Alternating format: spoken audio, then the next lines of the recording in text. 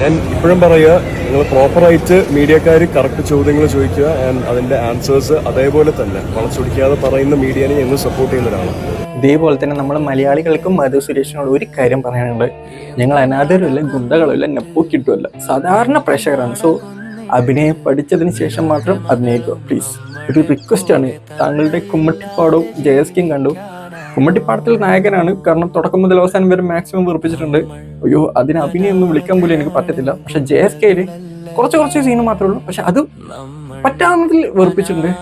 So ഒരു പ്രേക്ഷകൻ എന്ന രീതിയിൽ പറയുവാണ്, നല്ല രീതിയിൽ കഴിവുള്ളവരെ സപ്പോർട്ട് ചെയ്യുന്ന ഇൻഡസ്ട്രിയാണ് മലയാളം. സോ അഭിനയം പഠിച്ചിട്ട് മാത്രം അഭിനയിക്കുക. ഫസ്റ്റ് ഫാസിലും ഫസ്റ്റൊക്കെ പടം പൊട്ടിയിട്ടുണ്ട്, പക്ഷെ അങ്ങേരിപ്പം വൻ തിരിച്ചറിവ് നടത്തിയിട്ട് ഇപ്പം വേറെ തന്നെ ഒരു ലെവലുള്ളത്.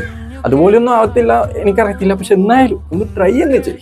എസ് എ നെപ്പോക്കിട്ട് ആയതുകൊണ്ട് മാത്രമാണ് താങ്കൾക്ക് ഒരു പക്ഷേ ഇനിയും സിനിമ കിട്ടുമായിരിക്കും. ബട്ട് ഒരു സാധാരണ മനുഷ്യന് കാണാൻ പറ്റുന്നില്ലേ. പക്ഷെ താങ്കളൊരു നെപ്പോക്കിട്ട് ആയതുകൊണ്ട് സാധാരണ മനുഷ്യന്മാരുടെ പൾസ് എന്താണെന്ന് മനസ്സിലാക്കാൻ ചിലപ്പോൾ പറ്റി നടത്തില്ല.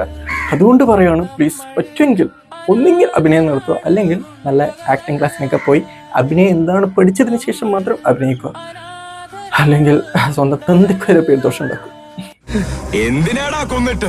അനാഥരാണ്, പക്ഷെ ഗുണ്ടകളല്ല.